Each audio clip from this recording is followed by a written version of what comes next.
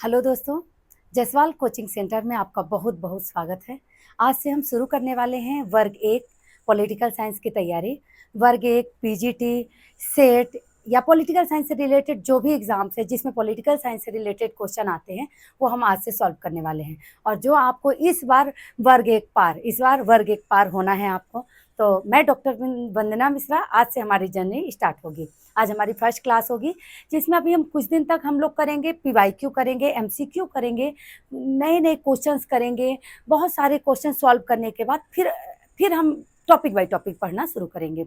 जब हम ये क्वेश्चन सॉल्व करेंगे इसमें हम लोग विस्तृत में भी इसे पढ़ेंगे, मतलब इसका व्याख्यात्मक अध्ययन भी करेंगे, हर ऑप्शन पर डिस्कस करेंगे, जिसमें एक ऑप्शन जो सही होगा उसके अलावा भी हम हर ऑप्शन पर डिटेल पर जाएंगे।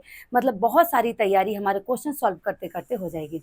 जैसा आप जानते हैं कि पढ़ाई करना जितना ज़रूरी है उससे ज़्यादा ज़रूरी है क्वेश्चन सॉल्व करना। जब हम कॉम्पिटिटिव एग्जाम में बैठते हैं तो ये मायने रखता है कि हमने कितने क्वेश्चन सॉल्व किया है। तो आज से यही क्वेश्चन सॉल्व की जर्नी हम स्टार्ट करते हैं और एक दिन आपको सफलता मिल के रहेगी इस वादे के साथ। ठीक है, चलिए स्टार्ट करते हैं आज का सेशन।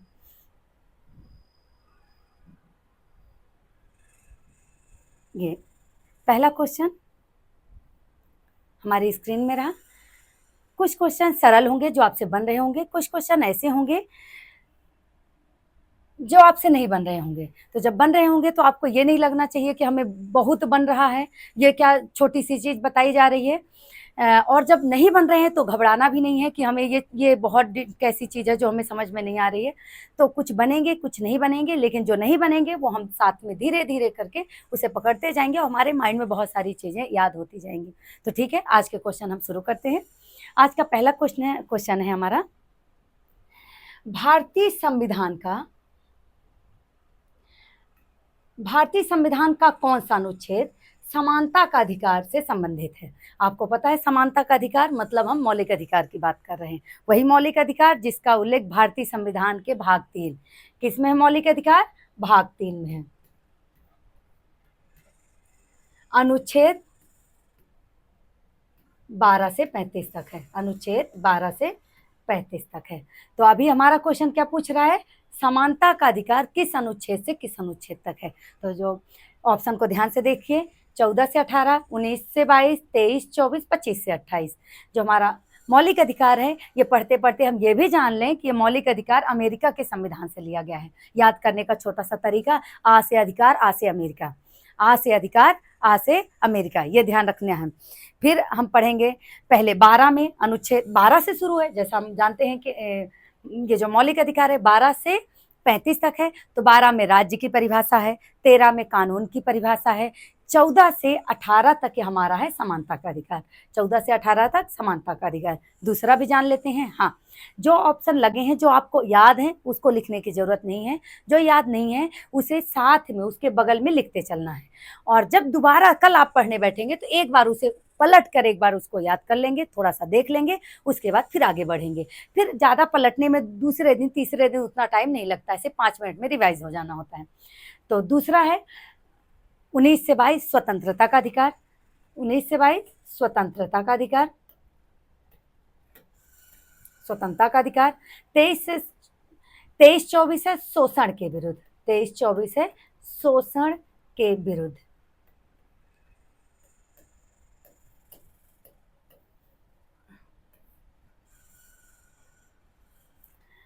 25 से 28, अनुच्छेद 25 से 28 है धार्मिक स्वतंत्रता का अधिकार। 25 से 28 है धार्मिक स्वतंत्रता का अधिकार, मतलब कि हमें अपने अनुसार धर्म पालन की स्वतंत्रता होगी। हम कोई भी व्यक्ति अपने अनुसार, अपनी इच्छा के अनुसार किसी भी धर्म का पालन कर सकता है, अपने धर्म का प्रचार प्रसार भी कर सकता है।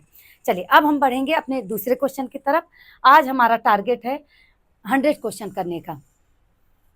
देखिए नेक्स्ट क्वेश्चन है, राजनीति विज्ञान के जनक कौन है? राजनीति विज्ञान के जनक कौन है? कुछ लोग बिगनर होंगे जिन्हें ये जिन्हें यहाँ से पढ़ने की जरूरत है, और कुछ ऐसे होंगे जिन्हें आ रहा होगा। तो जो आ रहा होगा वो भी घबराएंगे नहीं, क्योंकि इसके साथ हम बहुत सारी चीजें और भी जानने वाले हैं। हर ऑप्शन पर डिस्कस होगा, तो हर ऑप्शन एक नई जानकारी देके जाएगा। तो हमारा जो क्वेश्चन है, राजनीति विज्ञान के जनक, तो राजनीति विज्ञान की शुरुआत किया था, अगर पूछेगा प्रारंभ कभी पूछ लेता है तो हमारे मोस्टली माइंड में ये सेट होता है कि जो प्रारंभ करता है वही जनक होता है, लेकिन ऐसा नहीं है। जो प्रारंभ करता है वही जनक नहीं होता। इसका प्रारंभ किया था प्लेटो। याद रखने का तरीका, प्लेटो पा प्रारंभ, याद रहेगा, एक जैसा है। फिर आगे पढ़ेंगे अरस्तु। ये वही अरस्तु हैं जो राजनीति विज्ञान के जनक हैं। ये राजनीति विज्ञान के जनक इसलिए भी माने जाते हैं क्योंकि इन्होंने राजनीति विज्ञान का क्रमबद्ध अध्ययन किया, तुलनात्मक और वैज्ञानिक तरीके से अध्ययन किया। इनकी पुस्तक का नाम पॉलिटिक्स है। इनकी पुस्तक का नाम है पॉलिटिक्स। क्या है? पॉलिटिक्स। इनकी पुस्तक का नाम है पॉलिटिक्स। इनकी पुस्तक का नाम है रिपब्लिक। प्लेटो की पुस्तक का नाम है रिपब्लिक। तो ये जो अरस्तु हैं, इनके गुरु प्लेटो थे, और प्लेटो के गुरु सुकरात हैं। प्लेटो के गुरु सुकरात हैं, और जो यूनानी दार्शनिक थे, यूनानी दार्शनिक थे। और प्लेटो की पुस्तक आपको पता है रिपब्लिक है। रिपब्लिक है। सुकरात जो यूनानी विचारक थे, जो प्लेटो के गुरु हैं, और प्लेटो अरस्तु के गुरु हैं। मैकियावेली अगर आधुनिक राजनीति विज्ञान के जनक यहीं पे पूछ लेगा, तो आपको आधुनिक राजनीति विज्ञान के जनक अगर माना जाएगा तो वो मैकियावेली हो जाएंगे। आधुनिक।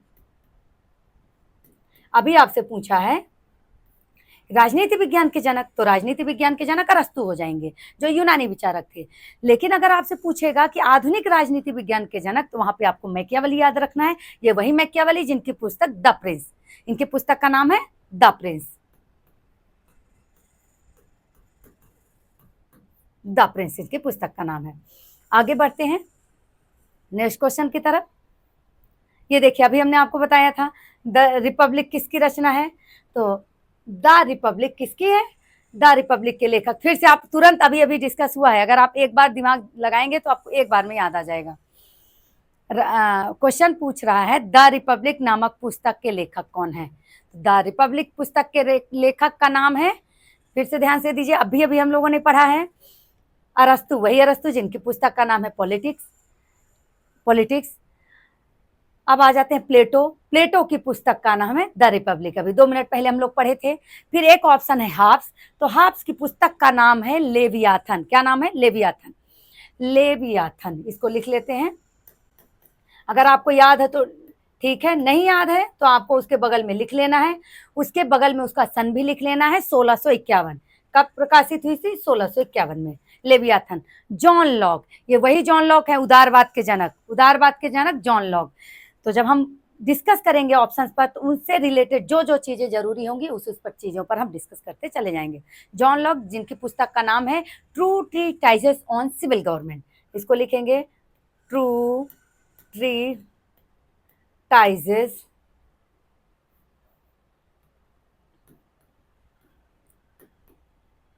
On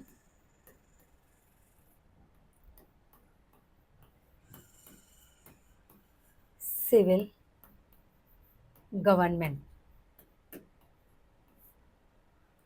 to treatises on civil government. तो हम जान गए हैं अरस्तु वही जो राजनीति विज्ञान के जनक हैं। प्लेटो जिनकी पुस्तक का नाम है द रिपब्लिक।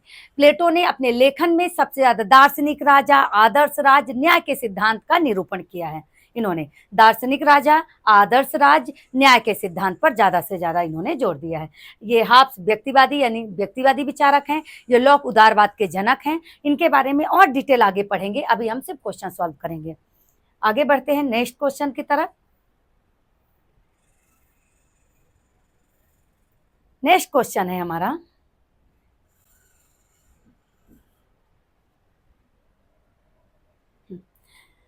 भारतीय संविधान की प्रस्तावना में धर्मनिरपेक्ष शब्द किस संविधान संशोधन द्वारा जोड़ा गया था? भारतीय संविधान की प्रस्तावना में फिर से ध्यान दीजिए, भारतीय संविधान की प्रस्तावना में धर्मनिरपेक्ष शब्द को किस संविधान संशोधन द्वारा जोड़ा गया था? फिर से ध्यान दीजिए, 42वां संविधान संशोधन, 44वां संविधान संशोधन, 86वां या 73वां। तो भारतीय संविधान की प्रस्तावना में अब तक कुल एक ही बार संशोधन हुआ है। कितनी बार संशोधन हुआ है? सिर्फ एक ही बार संशोधन हुआ है। वो संशोधन हुआ है 42वां संविधान संशोधन 1976। कब हुआ है? 42वां संविधान संशोधन अधिनियम 1976। इसमें इसे मिनी संविधान भी कहा जाता है। इसे कहा जाता है मिनी संविधान। कई बार क्वेश्चन पूछ लेता है कि मिनी संविधान किस संविधान संशोधन को कहा जाता है, तो मिनी संविधान संशोधन कहा जाता है 42वां संविधान संशोधन, मिनी संविधान। कई बार सिर्फ इतने में क्वेश्चन पूछ लेता है कि किस संविधान संशोधन को मिनी संविधान कहा गया है।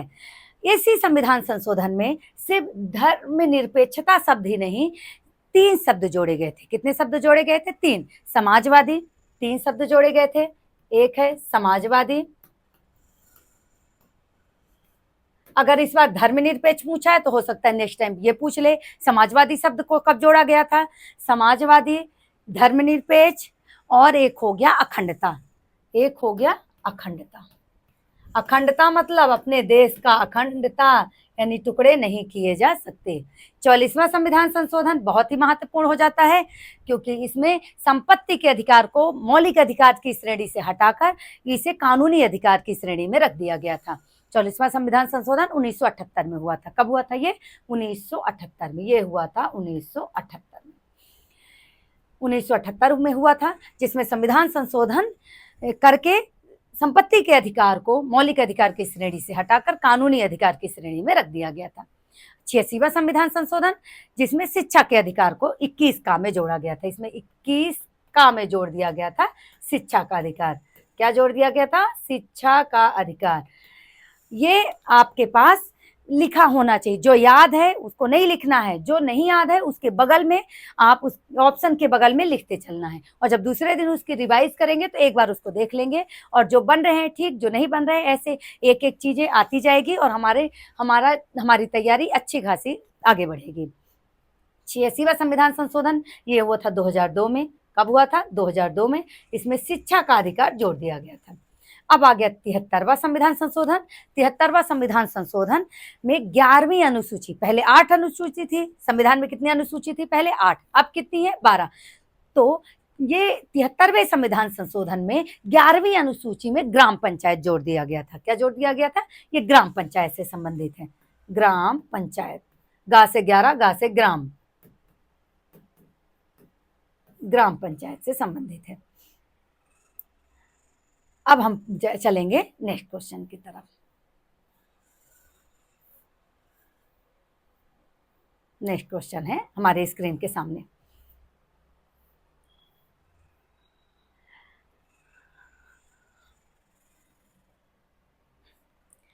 राज्य के सप्तांग सिद्धांत को का प्रतिपादन किसने किया था? राज्य में, फिर से ध्यान दीजिए, राज्य के सप्तांग सिद्धांत का प्रतिपादन किसने किया था? आप पहले खुद से सोचिए, आपसे बन रहा है नहीं बन रहा है, उसे खुद से उसे आगे कोशिश करिए उसे आपने से सॉल्व करने का।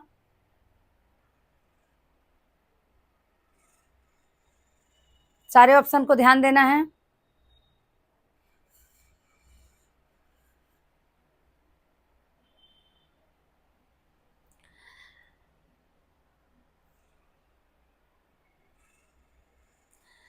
देखिए, राज्य के सप्तांग सिद्धांत का उल्लेख किया है कौटिल्य ने। किसने किया है? कौटिल्य ने। कौटिल्य की पुस्तक का नाम क्या है? अर्थशास्त्र। क्या नाम है? अर्थशास्त्र। अर्थशास्त्र। अच्छा, कई लोग सोच रहे होंगे मनु ने भी दिया है, तो मनु ने दिया है पर उसे उतना व्यवहारिक रूप नहीं दे पाया जितना दिया है कौटिल्य ने। कौटिल्य ने राज्य के 7 अंग बताए हैं, इसी 7 अंगों को सप्तांग सिद्धांत कहा जाता है। कौटिल्य ने, जिसे चाणक्य भी कहा जाता है, अर्थशास्त्र में, अर्थशास्त्र देखो, अर्थशास्त्र नाम से लगता है कि ये अर्थशास्त्र यानी पैसे पूंजी से संबंधित विषय होगा, लेकिन इसके विषय, इसके अंदर जो विषय का अध्ययन किया गया था वो राजनीति, शासन कला पर आधारित विषय पर इसका अध्ययन किया था कौटिल्य ने। तो इसमें इन्होंने राज्य के 7 अंग बताए थे। 7 अंग में बताया था स्वामी, राजा, अमात्य, मंत्री, जनपद, भूमि और कोष, दंड, मित्र आदि। ये मनु, जिनकी पुस्तक मनु स्मृति है, जिनकी पुस्तक मनु स्मृति है। मनुस्मृति याद रहेगा। शुक्र से सुक नीति, इनकी पुस्तक का नाम है शुक्र नीति, एकदम आसानी से आपको याद रहेगा शुक्र नीति, नाम से मिलता जुलता है। मनु से मनुस्मृति है। मेगास्थनीज जिनकी पुस्तक का नाम इंडिका है, ये अर्थ हम लोग इसको हिस्ट्री में पढ़ते हैं। जो राज्य चंद्रगुप्त मौर्य के दरबारी यूनानी विचारक थे, राजदूत थे, इनकी पुस्तक इंडिका थी। लेकिन ठीक है, फिर भी हम इसे जान लेते हैं, इसमें भी इंडिका, इनकी पुस्तक का नाम था इंडिका, इंडिका इनकी पुस्तक का नाम था। आगे पढ़ते हैं दूसरे क्वेश्चन की तरफ।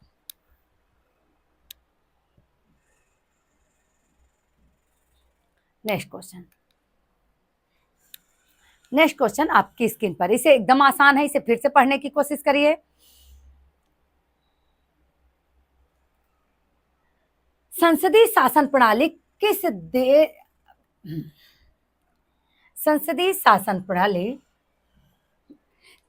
किस देश के संविधान से प्रेरित है? भारत की संसदीय शासन प्रणाली किस देश के संविधान से प्रेरित है? तो यह मॉडल लिया गया है, देखिए, अमेरिका, वही अमेरिका जिसे हमने अभी थोड़ी देर पहले बताया कि मौलिक अधिकार लिया था। ब्रिटेन, कनाडा, आयरलैंड से लिया गया है नीति निर्देशक तंत्र। कनाडा से लिया गया है अपना संघात्मक शासन प्रणाली, यहां से लिया गया है संघात्मक। शुद्ध रूप संघात्मक अमेरिका में मिलता है। अगर संघात्मक का शुद्ध रूप देखा जाए तो अमेरिका में मिलता है, लेकिन हमने अपना जो संघात्मक लिया है क्योंकि हमको संघ के साथ, संघ डिटेल में जिसे नहीं पता, जो बिगनर हैं, शुरू से पढ़ रहे हैं, उनके लिए हम अलग से फिर डिटेल में जब पढ़ाएंगे तो और डिटेल पढ़ाएंगे। लेकिन संघात्मक में दोहरी सरकार होती है, केंद्र की सरकार, एक राज्य की सरकार, दोनों ही सरकार मजबूत होती है, लेकिन हमें केंद्र को ज्यादा मजबूत रखना था, इसलिए हम लोगों ने अमेरिका से कॉपी ना करके हमने संघात्मक को कॉपी किया था, किससे? कनाडा से। अब संसदीय शासन हमने लिया है ब्रिटेन से। कहां से लिया है? ब्रिटेन से। अमेरिका से मौलिक अधिकार, आयरलैंड से नीति निर्देशक तत्व। नीति निर्देशक तत्व लिया है कहां से? आयरलैंड से।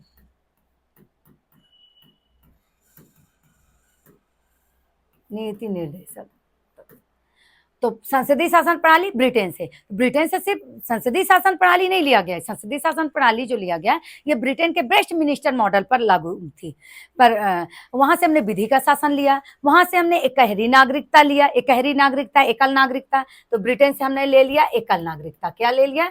एकल नागरिकता। विधि का शासन, विधि का शासन। एक चीज और फिर ध्यान रखिए, एक चीज साथ में, विधि का शासन पूछेगा तो ब्रिटेन लगाना है, विधि की प्रक्रिया लगानी है कि विधि किस प्रक्रिया से बनती है, तो वो हमने लिया है जापान से। कहां से लिया है? जापान से लिया है। तो पूछ क्या रहा है ये हमको ध्यान रखना है। अब कई बार पूछ लेता है विधि का शासन तो हमें ब्रिटेन लगाना है, ध्यान रखिए। और अगर पूछ लेगा विधि की प्रक्रिया तो विधि की प्रक्रिया हमने जापान से लिया है, ये ध्यान रखना है। अब आगे बढ़ते हैं हम लोग। तो जो आपको आ रहे हैं ठीक, जो नहीं आ रहे हैं उसके बगल में लिखते चलिए। जब दोबारा पढ़िए तो एक बार रिवाइज करिए। ये बिल्कुल मत सोचिए कि बहुत ही आसान है, शुरुआत है, शुरुआत आसान, शून्य से शिखर तक पहुंचना है। कभी ये मत सोचना कि ये आसान है, आसान है तो इसके बाद हम टफ भी पढ़ेंगे। थोड़ा सा रिवाइज तो आसान से ही होता है, तो आसान से रिवाइज करेंगे। कुछ बिगनर हैं, कुछ ऐसे लोग हैं जो जिनको यही चीजें टफ लग रही होगी, तो जिनको ये टफ लग रही होगी तो जब डिटेल पढ़ाएंगे तो और इजी वे में और ज्यादा अच्छे से पढ़ाएंगे और डिटेल में पढ़ाएंगे और अच्छे से समझाने की कोशिश करेंगे। आगे हम पढ़ते हैं, नेक्स्ट क्वेश्चन की तरफ आगे बढ़ते हैं।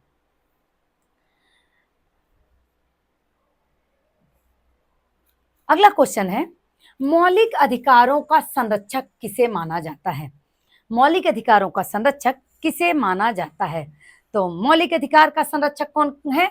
तो मौलिक अधिकार का संरक्षक है सर्वोच्च न्यायालय। क्या है? सर्वोच्च न्यायालय। ये हो गया संसद, राष्ट्रपति, प्रधानमंत्री। कई लोग सोचते हैं कि प्रधानमंत्री के पास बहुत पावर है तो वो करते हैं, नहीं, हमारे यहाँ संसदात्मक शासन प्रणाली है, लेकिन हमारे यहाँ संसद, हमने संसद को बहुत ज्यादा पावर नहीं दी है, क्योंकि हमारे यहाँ पावरफुल अगर कोई है तो क्या है? अपना संविधान है और भारत की जनता है। डायरेक्ट, अगर डायरेक्ट रूप से देखेंगे तो संविधान है, इनडायरेक्ट देखेंगे तो जनता है। मौलिक अधिकारों का संरक्षक कौन है? सर्वोच्च न्यायालय। कौन है? सर्वोच्च न्यायालय। उसकी तो सर्वोच्च न्यायालय अनुच्छेद 32 के तहत 5 तरह की रिट जारी करती है। कितनी तरह की रिट जारी करती है? अनुच्छेद 32, याद रखना है, पूछेगा कि किस अनुच्छेद के तहत रिट जारी करता है सर्वोच्च न्यायालय, तो सर्वोच्च न्यायालय रिट जारी करता है अनुच्छेद 32 के तहत 5 तरह की रिट जारी करता है, 5 तरह की रिट जारी करता है। लेकिन अगर उच्च न्यायालय कहा जाए तो उच्च न्यायालय जो रिट जारी करता है वो उच्च न्यायालय करता है, उच्च न्यायालय करता है 226। अगर रिट जारी करने की बात आपको पूछना है, अगर आपसे पूछ रहा है तो सर्वोच्च न्यायालय पूछेगा तो 32, और अगर उच्च न्यायालय पूछ लिया तो आपको बताना है 226। अब आपको पूछना है, देखिए संसद विधि बनाने वाली प्रक्रिया है जो कानून बनाती है, जिसे व्यवस्थापिका भी कहते हैं। अरे सरकार के 3 अंग, व्यवस्थापिका, कार्यपालिका, न्यायपालिका, ये तो बेसिक है, आपको पता है, फिर भी बता देते हैं। राष्ट्रपति जो संवैधानिक प्रमुख होता है, जो देश का कार्यपालिका का प्रमुख होता है, और सरकार का वास्तविक जो प्रमुख होता है वो होता है प्रधानमंत्री। 2 तरह की कार्यपालिका है अपने यहाँ, नाम मात्र की कार्यपालिका, वास्तविक कार्यपालिका। वास्तविक कार्यपालिका का अध्यक्ष प्रधानमंत्री होता है, और नाम मात्र की कार्यपालिका का अध्यक्ष राष्ट्रपति होता है। देश के सारे काम राष्ट्रपति के नाम से किया जाता है। इसमें एक चीज और लिख लीजिए अगर नहीं पता हो तो, राष्ट्रपति तीनों सेनाओं का सेनापति होता है, देश का पहला नागरिक राष्ट्रपति होता है। आपको जो चीजें पता हो तो ठीक, नहीं पता है तो उसके बगल में लिखते चलिए, इससे क्वेश्चन बन जाता है। एक बार क्वेश्चन आया था कि पॉलिटिक्स हम लोग जानते हैं कि अरस्तु की रचना है। एक बार पूछ लिया था राजनीति किसकी रचना है। अब कईयों के माइंड में यही नहीं आया कि पॉलिटिक्स को ही हिंदी में राजनीति कहते हैं, तो सबको पता भी होता है फिर भी गलत हो जाता है। तो हमें इसीलिए क्वेश्चन को बार बार करना होता है कि क्वेश्चन उलट पलट कैसे भी पूछे तो हम गलत ना करें। अब आते हैं दूसरे क्वेश्चन की तरफ।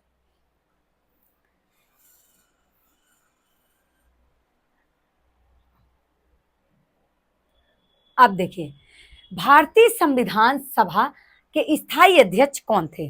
फिर से पढ़िए, क्वेश्चन को पढ़िए, आसान है। भारतीय संविधान सभा के अध्यक्ष कौन है? ये वही भारतीय संविधान सभा है जो संविधान का निर्माण की थी। अब देखो, संविधान सभा का निर्माण किया था किसने? कैबिनेट मिशन योजना ने। जब बार बार अंग्रेजों से डिमांड की जा रही थी कि हमें हमारा संविधान दो, हमें हमारा संविधान दो, तो अंग्रेजों ने बात मानते हुए कैबिनेट मिशन योजना बनाई। कैबिनेट मिशन योजना में 3 सदस्य थे, उन तीनों सदस्यों ने मिलकर संविधान सभा बनाई। संविधान सभा का जो निर्माण हुआ था वो पहली बैठक उसकी हुई थी 9 दिसंबर 1946। कब हुई थी? 9 दिसंबर 1946। 9 पहली बैठक की बात हो रही है, 9 दिसंबर 1946। अब देखिए, पहली बैठक, पहले ही दिन तो कोई स्थायी, जैसे आप क्लास जाएंगे, अगर उस दिन मॉनिटर बनाना है तो पहले ही दिन तो कोई रेगुलर मॉनिटर हमेशा के लिए स्थायी मॉनिटर बन नहीं जाएगा, तो काम चलाओ एक दिन बना दिया जाता है ना। उसी तरह संविधान सभा में एक जो वरिष्ठ व्यक्ति थे, सच्चिदानंद सिन्हा, डॉक्टर सच्चिदानंद सिन्हा, उन्हें पहली बैठक 9 दिसंबर को उनको अस्थायी अध्यक्ष बना दिया। ये नाम है अस्थायी अध्यक्ष, इनको बनाया गया था अस्थायी अध्यक्ष। अब ध्यान देते हैं, अस्थायी, अरे गलत हो गया, अध्यक्ष। अब ध्यान दीजिए, देखिए पहली बैठक 9 दिसंबर को हुई। अब हमें याद रखना है दो दिन बाद। अब कैसे याद रहेगा? ये बार बार बहुत कंफ्यूज करती है डेट, तो हमें 2 दिन याद रखना है। तो पहली बैठक अगर 9 को हुई तो उसके 2 दिन बाद क्या आ जाएगा? 11। क्या आ जाएगा? 11 तारीख, 11 दिसंबर। 11 दिसंबर को स्थायी अध्यक्ष बन गए। क्या बन गए? स्थायी अध्यक्ष। ये स्थायी अध्यक्ष क्वेश्चन है अपने में, तो 11 दिसंबर को ये बन गए। अब पंडित जवाहरलाल नेहरू वाला 13 दिसंबर को इन्होंने उद्देश्य प्रस्ताव प्रस्तुत कर दिया। 13 दिसंबर को उद्देश्य प्रस्ताव। अब ध्यान दीजिए, 2-3 डेट यहां से बार बार पूछी जाती है, खूब कंफ्यूज होते हैं बच्चे। संविधान सभा की पहली बैठक 9 दिसंबर 1946। पहली बैठक, आप लोग साथ साथ बोलने की कोशिश करिए। पहली बैठक 9 दिसंबर 1946, जिसमें अस्थायी अध्यक्ष बनाए गए। अस्थायी अध्यक्ष किसको बनाया गया? सच्चिदानंद सिन्हा को। फिर उसके 2 दिन बाद दूसरी बैठक हुई 11 दिसंबर 1946, जिसमें स्थायी अध्यक्ष राजेंद्र प्रसाद को बनाया गया। ये राजेंद्र प्रसाद स्थायी अध्यक्ष बन गए थे, ये 11 दिसंबर को। उसके 2 दिन बाद 13 दिसंबर को उद्देश्य प्रस्ताव प्रस्तुत किया था पंडित जवाहरलाल नेहरू। अब उद्देश्य प्रस्ताव क्या है? उद्देश्य प्रस्ताव है कि हम किस उद्देश्य से संविधान बना रहे हैं। हमारा उद्देश्य क्या है, हम संविधान बना तो रहे, हमारा उद्देश्य क्या है। तो अब पूछा जाता है, कई बार सिंपल पूछ लिया जाता है कि उद्देश्य प्रस्ताव, अब देखो पता सबको है कि संविधान ने संविधान बनाया, संविधान सभा ने संविधान बनाया था, ये बात सबको पता है, लेकिन फिर भी गलती कहाँ होती है, पूछ लेता है कि संविधान सभा उद्देश्य प्रस्ताव कहाँ प्रस्तुत किया। अब उद्देश्य प्रस्ताव संविधान सभा में प्रस्तुत किया, किसने प्रस्तुत किया, जवाहरलाल नेहरू ने प्रस्तुत किया, वही जवाहरलाल नेहरू जो पहले प्रधानमंत्री बने भारत के आगे चल के। तो इन चारों ऑप्शन पर हम समझ चुके हैं, अब आगे बढ़ते हैं। आप वीडियो रोक रोक के इसको लिखिएगा जरूर, जिसे बन रहा है ठीक है, ये मत सोचना आसान है, ये मत सोचना टफ है, किसी को टफ लग सकता है तो किसी को इजी लग सकता है। तो हम इसे अब आगे पढ़ेंगे, नेक्स्ट क्वेश्चन की तरफ आगे बढ़ेंगे। दूसरा अपना 9 नंबर का क्वेश्चन है, द्विराष्ट्र सिद्धांत का प्रतिपादन किसने किया था। तो द्विराष्ट्र सिद्धांत का नाम सुनते ही बार बार याद आएगा, जिन्ना का नाम खूब सुने होंगे, मूवी में देखे होंगे, नाम सुने होंगे, तो कई बार जिन्ना में ध्यान जाएगा, लेकिन नहीं, इनका ये अलीगढ़ आंदोलन के संस्थापक थे सर सैयद अहमद खां, और यही थे द्विराष्ट्र सिद्धांत का प्रतिपादन इन्होंने किया था। लेकिन जिन्ना का नाम इसलिए आता है क्योंकि द्विराष्ट्र सिद्धांत को आगे इन्होंने बढ़ाया, जो संस्थापक थे वो ये प्रतिपादक ये थे, लेकिन मोहम्मद अली जिन्ना ने इसे आगे बढ़ाया, इसलिए मोहम्मद अली जिन्ना का भी नाम बार बार लिया जाता है।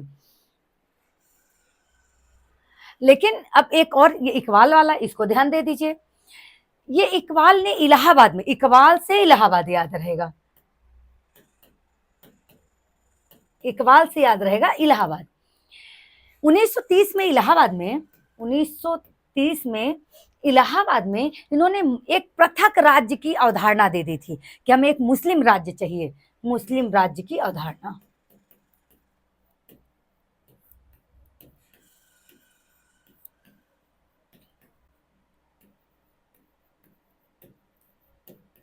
देखिए,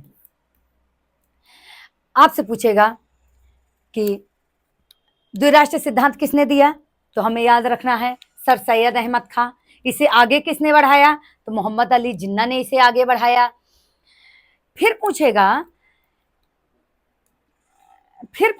कि हाँ, कि मुस्लिम राज्य की अवधारणा, मुस्लिम राज्य की अवधारणा किसने दिया था, तो इकबाल ने दिया था। किसने दिया था, अल्लामा इकबाल ने दिया था।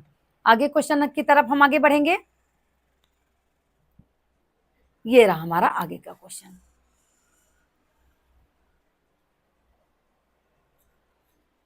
सफलता एक दिन में नहीं मिलती, लेकिन एक दिन जरूर मिलती है। इसी लगन के साथ हम लगे रहेंगे, पूरी क्लास में बने रहिए, लास्ट तक हमें बहुत सारे क्वेश्चन सॉल्व करने को मिलेंगे, बहुत सारे नए पुराने बहुत सारे क्वेश्चन आपको मिलने वाले हैं। हमारा नेक्स्ट क्वेश्चन है, सार्क की स्थापना किस वर्ष हुई। सार्क एक अंतरराष्ट्रीय दक्षिण एशियाई देशों का संगठन है, दक्षिण एशियाई क्षेत्रीय संगठन है, जिसकी स्थापना हुई थी 1985 में। कब हुई थी, 1985 में, 8 दिसंबर 1985, 8 दिसंबर 1985 में इसकी स्थापना हुई थी।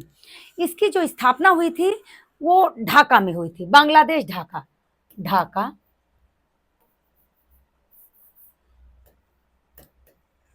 ढाका, बांग्लादेश, ढाका, बांग्लादेश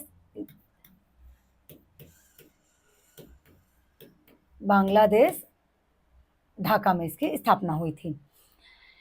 जो इसका मुख्यालय है नेपाल काठमांडू में है। कहाँ है, काठमांडू नेपाल में। मुख्यालय अगर पूछेगा, स्थापना पूछेगा, देखिए लगेगा आसान है, हम सुने हैं कहीं ना कहीं, तो स्थापना पूछेगा तो ढाका बताना है, और अगर आपसे इसका मुख्यालय पूछ ले तो मुख्यालय बताना है नेपाल काठमांडू।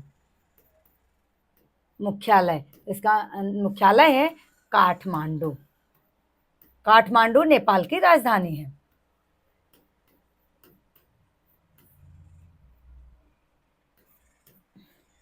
ठीक है, सार्क में पहले 7 सदस्य देश थे, वर्तमान में इसमें 8 सदस्य देश हैं।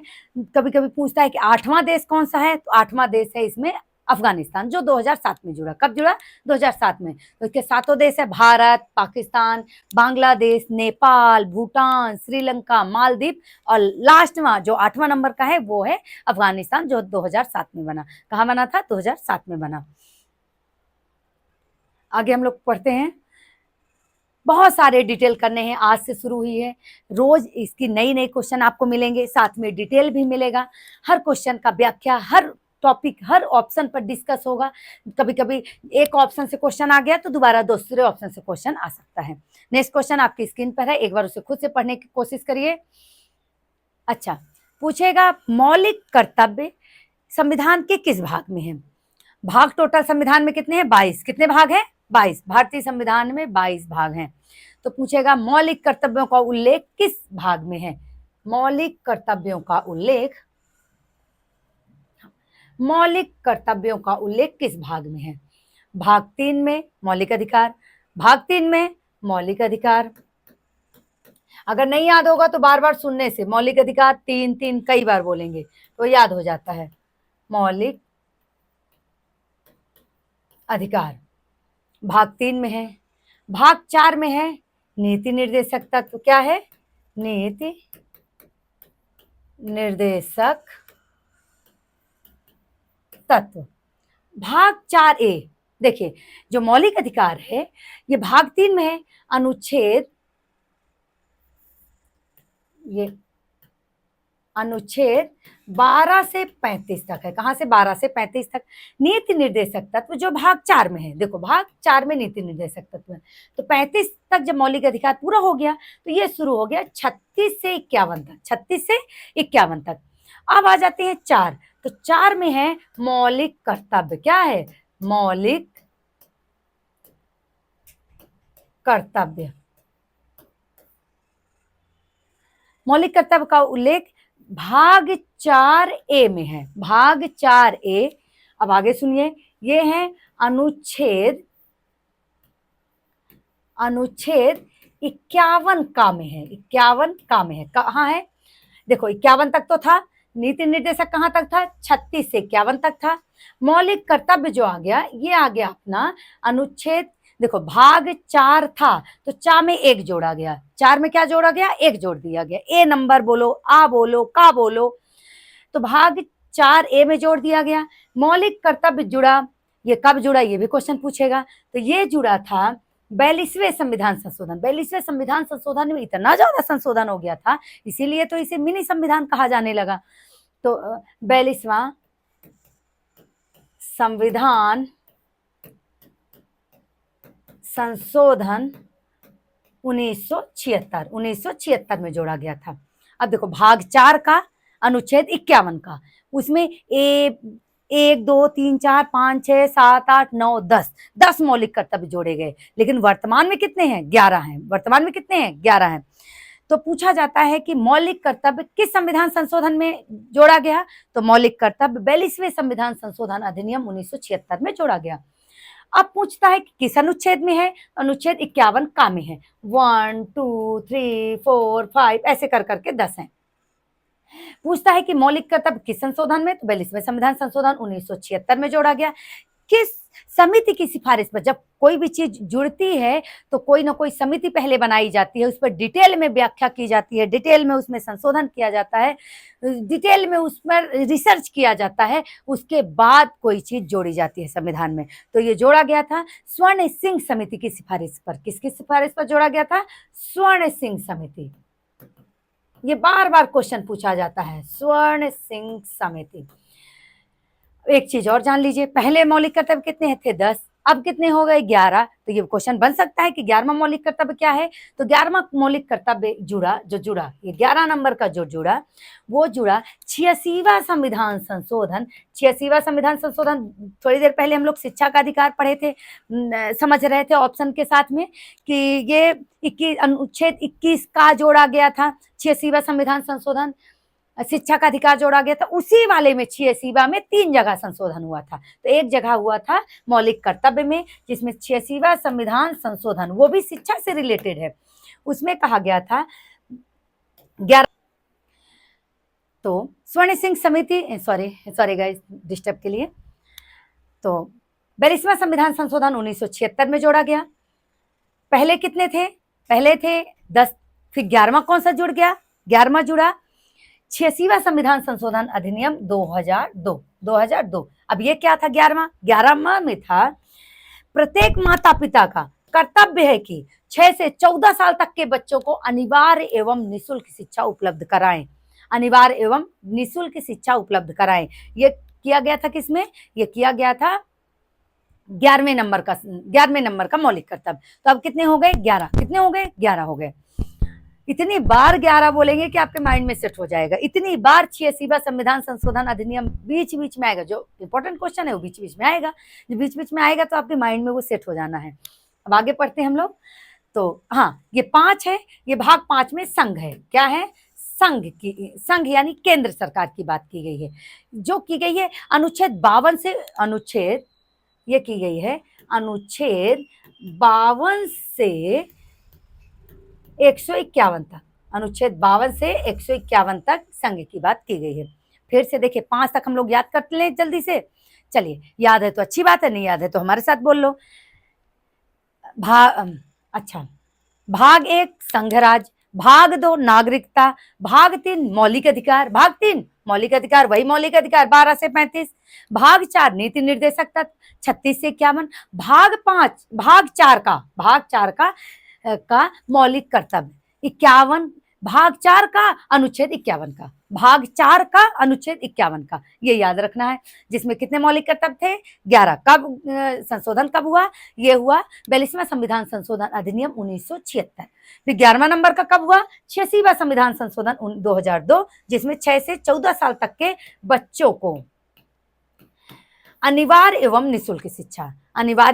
निःशुल्क शिक्षा की बात की गई थी। अब भाग 5 में है संघ। भाग 5 में है संघ सरकार, केंद्र सरकार की बात की गई है, जो अनुच्छेद 52 से अनुच्छेद 151 तक है। अनुच्छेद 52 से 151 तक है।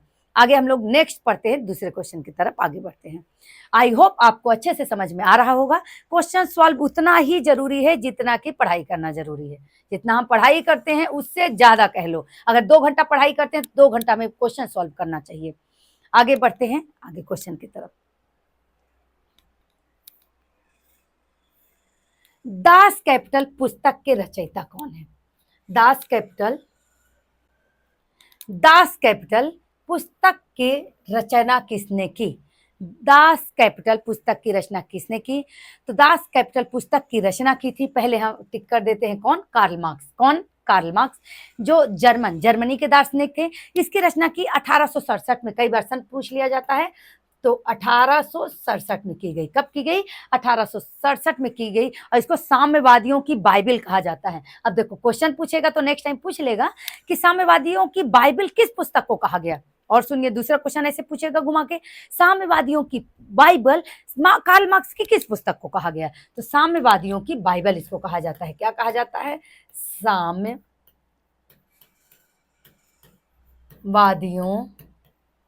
की बाइबल।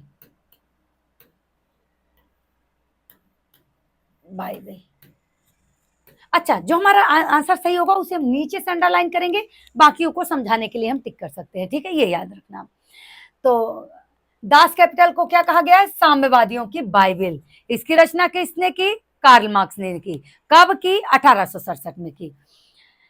अब हम लोग पढ़ते हैं, एंजल का नाम आता है। अच्छा, एंजल की पुस्तक का नाम है कम्युनिस्ट मैनिफेस्टो। फिर से कम्युनिस्ट मैनिफेस्टो, जो मार्क्स के साथ लिखा था इन्होंने। तो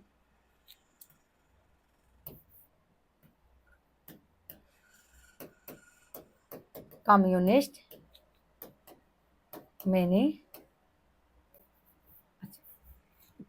मैनिफेस्टो, फिर से ध्यान दीजिए,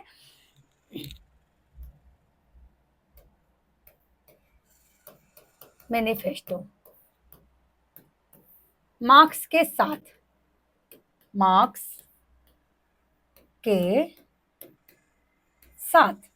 कार्ल मार्क्स के साथ। याद रहेगा, एंजल की पुस्तक कम्युनिस्ट मैनिफेस्टो, जिसकी रचना हुई 1848 में। कब हुई? 1848 में हुई। कब हुई? 1848 में हुई।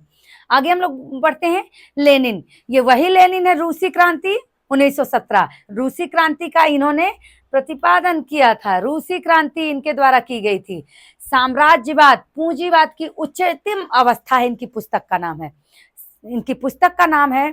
फिर से ध्यान दीजिए, इनके साम्राज्यवाद पूंजीवाद की उच्चतम अवस्था है। साम्राज्यवाद इनके कहाँ लिख दें, लेनिन। चलिए लेनिन में लिख देते हैं। 1917 में इन्होंने रूसी क्रांति कराई थी। रूसी क्रांति कब हुई? 1917। किसने कराया? लेनिन। किसने कराया? लेनिन ने। इन्होंने कहा था साम्राज्यवाद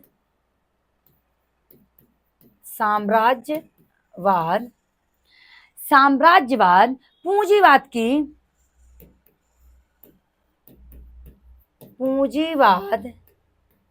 की उच्चतम अवस्था है। उच्चतम अवस्था है। आप ध्यान दीजिए, कई बार ये कोटेशन के रूप में दे देता है क्वेश्चन, कोटेशन के रूप में दे देगा, लिख के दे देगा। ये किससे संबंधित है? पूछेगा साम्राज्यवाद पूंजीवाद की उच्चतम अवस्था है या किस विचारक से संबंधित है? तो ये किससे संबंधित है? लेनिन से संबंधित है। अब पढ़ते हैं ग्रामसी को, थोड़ा सा जान लेते हैं। ग्रामसी, ये भी मार्क्सवादी विचारक है। जितने आप अब देखिए, कई बार दे देगा निम्न में से कौन मार्क्सवादी विचारक नहीं है, घुमा के दे देगा क्वेश्चन। तो हम ये भी जानते चलेंगे कि कौन सा विचारक किस विचारधारा से है।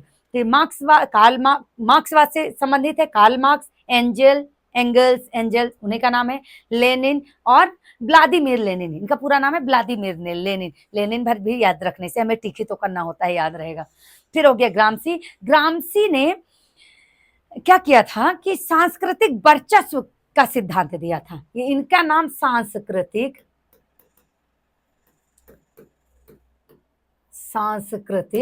वर्चस्व अब सांस्कृतिक वर्चस्व के नाम से इनका जुड़ा था। तो सांस्कृतिक वर्चस्व किसने दिया था? ग्रामसी ने। सांस्कृतिक वर्चस्व ग्रामसी। लेकिन अगर इसका आंसर है तो इसका आंसर है कार्ल मार्क्स। कौन है? Karl Marx. याद रहेगा। दास कैपिटल बस हम नहीं पढ़ रहे हैं। जब हम दास कैपिटल देखेंगे, जब किसी की पुस्तक देखेंगे, तो उसके साथ जितने ऑप्शन होंगे और उससे रिलेटेड और भी जितने क्वेश्चंस होंगे उस सबको हम देखते चलेंगे। और एक दिन ऐसे ही आप पढ़ते रहना, तो एक दिन वर्ग एक क्या, आपका सेट, नेट और भी बहुत सारे एग्जाम निकलेंगे। क्योंकि नेट से कुछ ही जो टफ आते हैं, बाकी सरल क्वेश्चन भी उसमें आते हैं। तो अभी तो हमारी शुरुआत है। हम उन लोगों को ध्यान में रख के हम क्वेश्चन बना रहे हैं जो बिगनर हैं, जो शुरू कर रहे हैं, या सबके लिए काम का है, बट उनके लिए भी हम शुरू से या बहुत बेसिक चीजें भी हम बताते हुए आगे चल रहे हैं। आगे हम बढ़ते हैं नेक्स्ट क्वेश्चन की तरफ।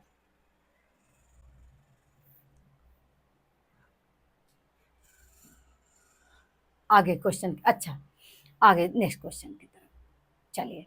जो हमारा आगे का दूसरा क्वेश्चन है, इसको ध्यान से पढ़िए। भारत में राष्ट्रपति का निर्वाचन किस पद्धति द्वारा किया जाता है? तो भारत में, फिर से ध्यान देंगे, भारत में राष्ट्रपति का चुनाव किस निर्वाचन पद्धति के द्वारा किया जाता है? ये क्वेश्चन बार बार पूछता है। तो आनुपातिक प्रतिनिधित्व की एकल संक्रमणी मत प्रणाली द्वारा राष्ट्रपति का निर्वाचन किया जाता है। क्या किया जाता है? फिर से, अच्छा, राष्ट्रपति के निर्वाचन का उल्लेख अनुच्छेद 55 में है। किस में है? अनुच्छेद 55। इसको पहले ही टिक कर देते हैं। अनुच्छेद 55 में है। राष्ट्रपति का जो चुनाव होता है अप्रत्यक्ष रूप से किया जाता है। कैसे किया जाता है?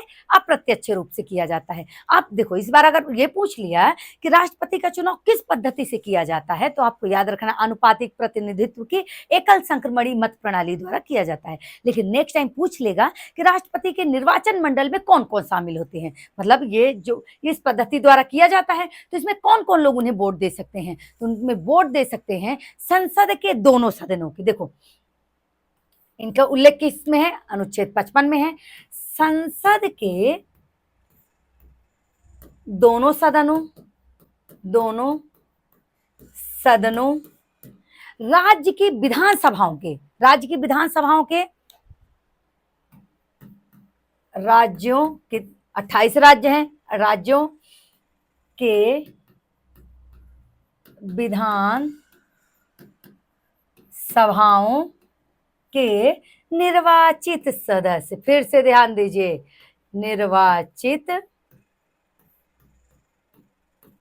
सदस्य। दोनों सदन मतलब लोकसभा और राज्यसभा।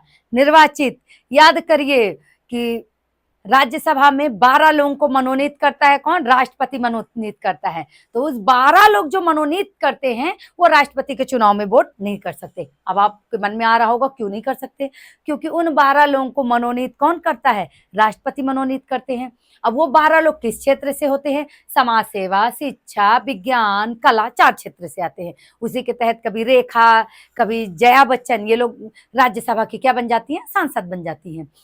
तो अगर ये कह दिया जाए कि वो भी अपने संविधान बनाने वाले बड़े समझदार थे, वो बोले आगे चल के इनके में साठगांठ हो सकती है, राष्ट्रपति कह देंगे हम आपको मनोनीत करेंगे, जो हमारा चुनाव होगा तो हमें वोट दे देना।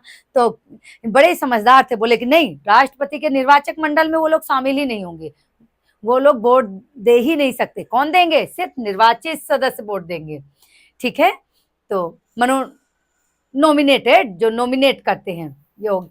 तो राष्ट्रपति के निर्वाचन किस पद्धति से होता है? अनुपातिक प्रतिनिधित्व की एकल संक्रमणी मत प्रणाली द्वारा।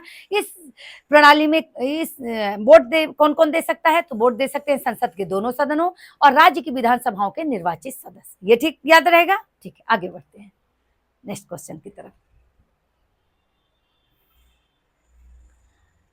पंचायती राज व्यवस्था,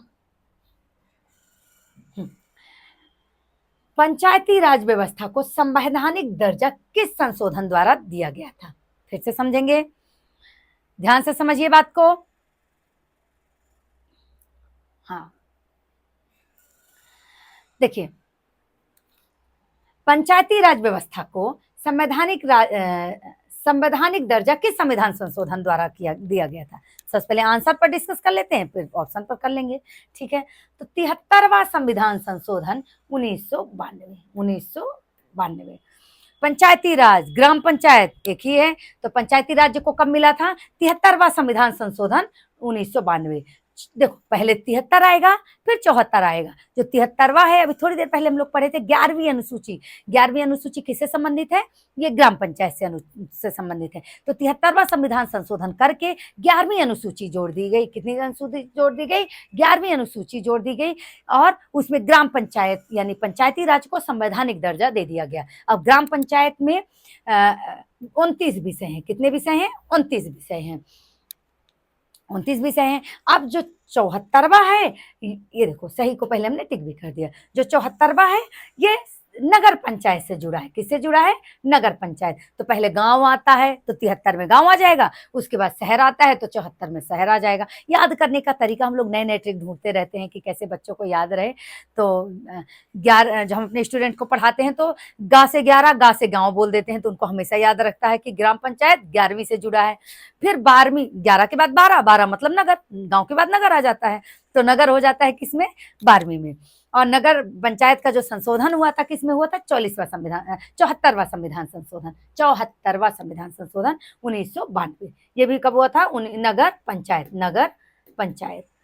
अच्छा, कब हुआ था? 1992। इसमें कितने विषय हैं? इसमें 18 विषय हैं। पूछा जाता है ग्राम पंचायत में कितने विषय हैं? 29। नगर पंचायत में कितने विषय हैं? नगर पंचायत में कितने विषय हैं? 12। ठीक है, 18, सॉरी, माय फॉल्ट, 18। अब आते हैं 71वां, एक बार समझ लेते हैं, ये थोड़ा काम का है। जो 71वां संविधान संशोधन अधिनियम है, ये 71वां हुआ था ये भी 1992 में हुआ था। ये 71 से लेकर सब 92 वाले हैं। तो ये हुआ था 1992 में। कब हुआ था? 1992 में। इसमें भाषा में संशोधन किया गया था। किसमें संशोधन किया गया था? भाषा किसमें है? 8वीं अनुसूची में है। भाषा किसमें? 8वीं अनुसूची में है। देखिए, 11, 12 याद हो गए। टोटल जो अनुसूची है कितनी है? 12। कितनी अनुसूची है? 12। अब 12 के 12 हम लोग एक आध दिन ऐसे ही चलते फिरते याद कर लेंगे, आपको अलग से याद करने की जरूरत नहीं पड़ेगी। तो कभी 8 की जरूरत पड़ी तो हमको 8 में भाषा, 9 में भूमि सुधार, दा से दल, दा से 10, दा से दल बदल। दल बदल किस में है? 10वीं में है, 10वीं अनुसूची में है। 11वीं में ग्राम पंचायत, 12वीं में नगर पंचायत। कंप्लीटेड। मतलब हमारा 8 से 12 तक ऐसे ही याद हो गया। देखो, 8 में भाषा, 8 में भाषा, 8 में भाषा, 9 में भूमि सुधार, 9 में भूमि सुधार, 10 में दल बदल, 10 में दल बदल, 11 में ग्राम पंचायत, 12 में नगर पंचायत। सिंपल सा है। तो 12 में नगर पंचायत है। अब हम लोग आगे पढ़ लेते हैं। हाँ, आगे बढ़ते हैं नेक्स्ट क्वेश्चन की तरफ।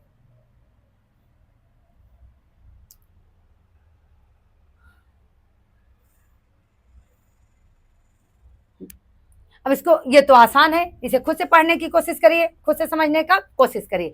लोकसभा का कार्यकाल सामान्यतः कितने वर्ष होता है? एकदम आसान है, इसको तो आप देखेंगे और आपको तुरंत तुरंत याद आ जाएगा।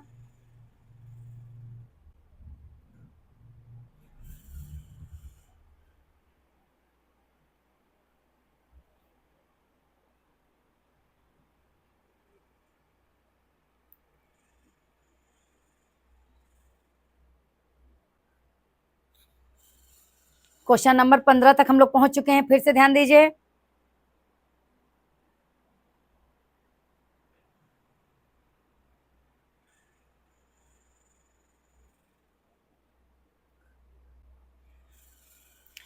चलिए, सॉरी गाइस। तो लोकसभा का कार्यकाल कितना होता है? समानता 5 वर्ष होता है। कितना होता है? 5 वर्ष। समानता 5 वर्ष होता है, बीच में इसे भंग किया जा सकता है। तो इसका 83(2) में इसका उल्लेख है, अनुच्छेद 83(2) में इसका उल्लेख है। देखिए 6 वर्ष, फिर से इसको फिर से ध्यान देने की जरूरत है। संसद में कितने सदन? 2, लोकसभा और राज्यसभा। तो राज्यसभा जो है, राज्यसभा एक स्थायी सदन है। राज्यसभा क्या है? एक स्थायी सदन है। और लोकसभा एक अस्थायी है, क्योंकि 5 साल में हट जाता है। लेकिन राज्यसभा के जो सदस्य होते हैं वो 6 साल में हट जाते, मतलब 1/2 सदस्य चले जाते हैं, नहीं 1/3 सदस्य चले जाते हैं। इसको याद करने का भी तरीका हम आपको बता दें, ये राज्यसभा से संबंधित है। किससे संबंधित है? राज्यसभा सदस्यों से। राज्यसभा सदस्यों से। राज्यसभा के सदस्यों का कार्यकाल कितना है? 6 वर्ष। देखिए थोड़ा सा इसको ध्यान दीजिए। देखिए 1, 2, 3 याद कराते हैं बच्चों को, तो बीच से 2 को हटा देते हैं, यहाँ पर बटा डाल देते हैं, तो 1/3 सदस्य 2 वर्ष में, 1/3 सदस्य 2 वर्ष में जाते हैं और नए सदस्य आ जाते हैं। किसमें? राज्यसभा में। तो पूछा जाता है, कई बार पूछ लेता है कि हर 2 साल में कितने सदस्यों का चुनाव होता है, निर्वाचन होता है? किसमें? राज्यसभा में। तो पूछा, तो याद करने का तरीका 1, 2, 3, 2 बीच से हटा लो तो वो हो जाएगा वर्ष। तो 2 वर्ष में 1/3, ये बार बार कंफ्यूज करता है हमें कि 1/3 था कि 1/2 था। तो 1/3 सदस्य 2 साल में हटते हैं और नए सदस्य आ जाते हैं। और राज्यसभा का कार्यकाल स्थायी है, क्योंकि राज्यसभा स्कूल जैसा होता है। जैसे स्कूल के स्टूडेंट चले जाते हैं कुछ सालों में, लेकिन स्कूल चलती रहती है, उसी तरह राज्यसभा एक स्थायी है जो चलती रहती है। लेकिन उसके जो सदस्य हैं, तो 1/3 सदस्य हर 2 साल में जाते हैं और नए सदस्य आ जाते हैं। ठीक है, ये हम आगे इसके बारे में और डिटेल में पढ़ेंगे, क्योंकि अभी हम बहुत सारे क्वेश्चंस करने हैं।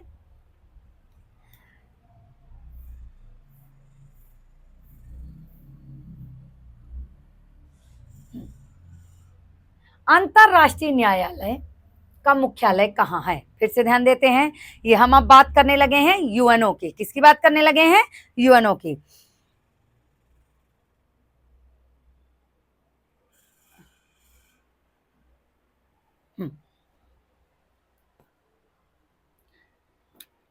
देखिए यूएनओ यानी संयुक्त राष्ट्र संघ, वही संयुक्त राष्ट्र संघ जिसकी स्थापना 24 अक्टूबर 1945 को हुई थी। याद आ गया?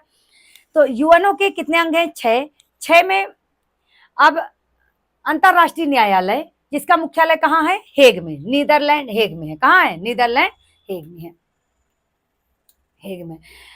और इसमें 15 जज होते हैं। कितने जज होते हैं? इसमें पूछ लिया जाता है कि इसमें कितने जज होते हैं, तो इसमें जजों की संख्या कितनी है? 15। और ये कितने साल के लिए होते हैं? 9 वर्ष के लिए। कितने वर्ष के लिए? 9 वर्ष के लिए।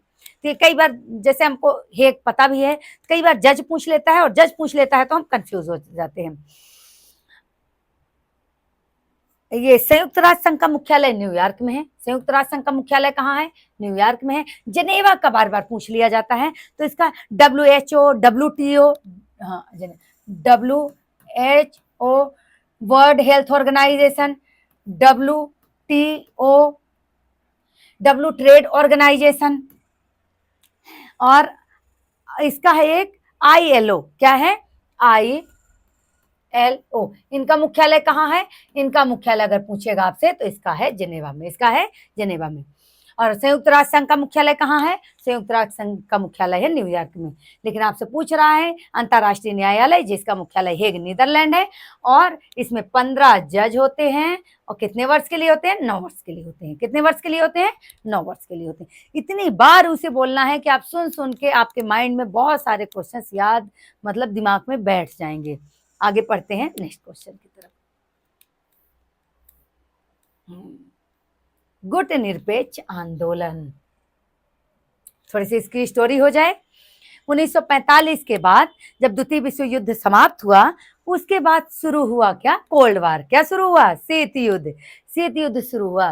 तो शीत युद्ध, बहुत सारे, भारत जैसे बहुत सारे देश आजाद हो रहे थे। तो विश्व में उस टाइम पर 2 ही ऑप्शन थे, 2 ही गुट थे, या तो यूएसएसआर यानी रूस यानी सोवियत संघ के तरफ कोई चला जाए, या तो पूंजीवादी गुट था अमेरिका। 2 गुट थे, साम्यवादी गुट और एक पूंजीवादी गुट।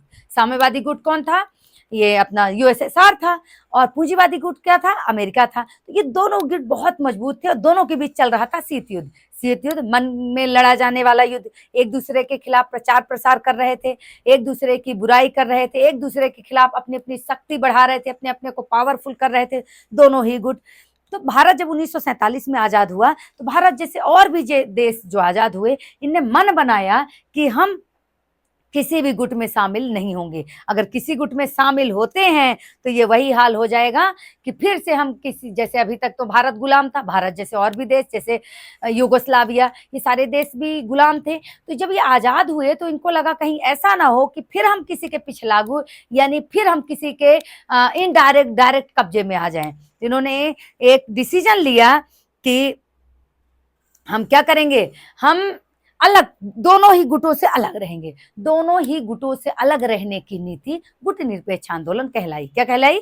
गुट निरपेक्ष आंदोलन कहलाई। इसकी जो शुरुआत हुई थी बांडुक सम्मेलन 1955 में, इसकी नींव पड़ गई थी। गुट निरपेक्ष आंदोलन की नींव कहाँ पड़ी? 1955 बांडुक सम्मेलन में हुई थी। इसका जो प्रारंभ करता थे वो थे भारत से नेहरू, भारत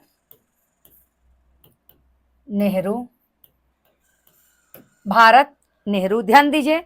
बांडुक सम्मेलन 1955, बांडुक सम्मेलन, मिस्र नासिर, टीटो युगोस्लाविया,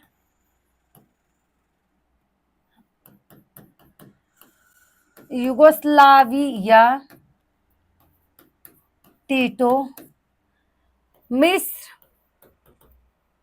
नासिर, ये 5 नेता थे, मुख्य रूप से 5 नेता थे। इंडोनेशिया से सुकर्णो, देखिए, भारत से नेहरू, युगोस्लाविया से टीटो, और मिस्र से नासिर, सुकर्णो। जो सुकर्णो थे इंडोनेशिया से थे। कहां से थे?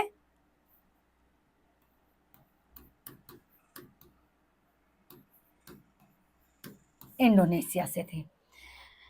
फिर से ध्यान देते हैं, भारत से नेहरू, युगोस्लाविया टीटो, मिस्र नासिर और सुकर्णो इंडोनेशिया, एनक्रूमा घाना से थे। एनक्रूमा नाम, घाना एक देश है, घाना से क्या थे? एनक्रूमा कहां से थे? घाना से। ये 5 देश के नेताओं ने एक निर्णय लिया 1955 के बांडुक सम्मेलन में।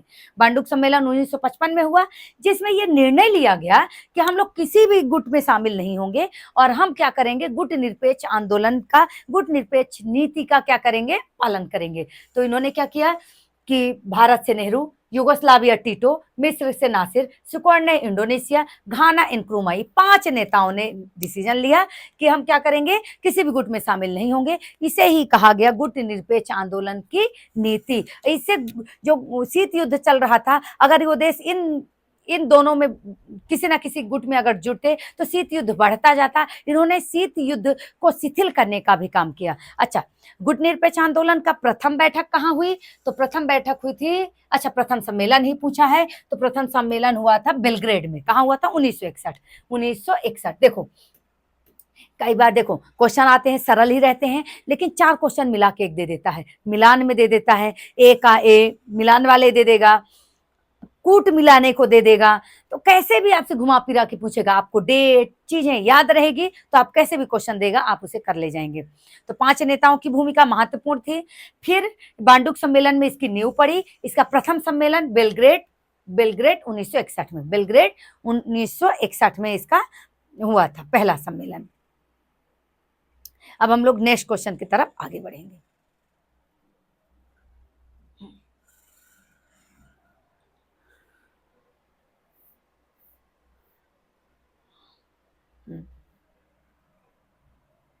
आई होप आपको अच्छे से समझ में आ रहा होगा। हम ये मान के चल रहे हैं कि जब आप वर्ग 1 की तैयारी कर रहे हैं तो आपको बेसिक चीजें पता होगी, फिर भी जितना हो पाएगा, क्योंकि अगर हम एकदम बेसिक में चले जाएंगे तो हमारे क्वेश्चन ही सॉल्व नहीं हो पाएंगे।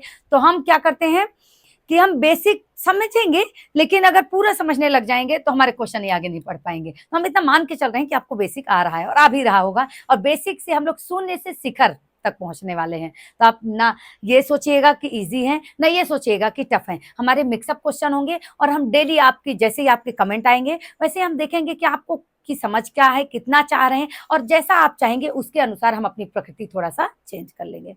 आगे बढ़ते हैं नेक्स्ट क्वेश्चन की तरफ। तो भारतीय संविधान के किस अनुच्छेद में संशोधन प्रक्रिया का उल्लेख है? तो भारतीय संविधान के किस अनुच्छेद में, ये आपसे आ रहा होगा, नहीं तो इसको एक बार और पढ़िए, खुद से समझने की कोशिश करिए, याद करने की कोशिश करिए।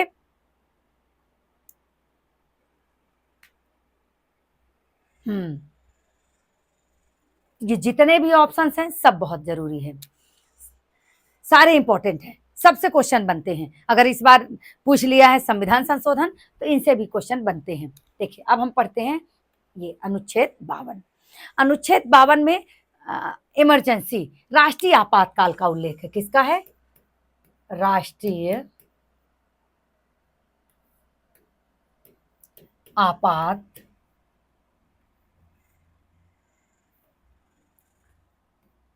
आपातकाल, राष्ट्रीय आपातकाल 52, अनुच्छेद 52। राष्ट्रीय आपातकाल जो लगता है, इसको थोड़ा सही से लिख दें आपको ताकि समझ आ जाए। ये जो अरे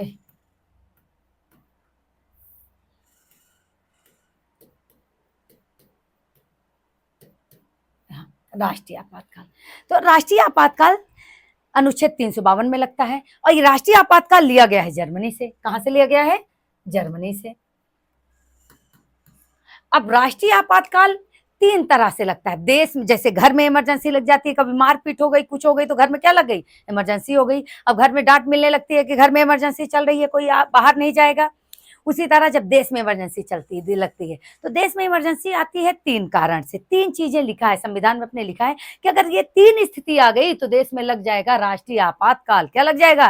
राष्ट्रीय आपातकाल। और जो मौलिक अधिकार जिसके दम पर हम लोग भाई अच्छा जीवन जीते हैं, तो मौलिक अधिकार कुछ राष्ट्रपति स्थगित करते हैं जो चाहें, और कुछ अपने आप ही स्थगित हो जाते हैं। जैसे घर में राष्ट्रीय आपातकाल, घर वाला आपातकाल लगा तो कुछ चीजें अपने आप लागू हो जाती हैं। कोई अकेले नहीं जाएगा, कहीं बाहर मारपीट ना हो जाए, तो अपने आप लागू हो जाती है। उसी तरह तो पहले हम लोग ये जान लेते हैं कि राष्ट्रीय आपातकाल किस आधार पर लगता है। तो जो राष्ट्रीय आपातकाल है ये जर्मनी से लिया गया है। ये देखो 3 कंडीशन में लगता है। एक, युद्ध, युद्ध समझ रहे हैं, कोई देश हमारे देश पे क्या कर दे? युद्ध कर दे। दूसरा युद्ध, बाह्य आक्रमण, बाह्य आक्रमण, फिर एक इस आंतरिक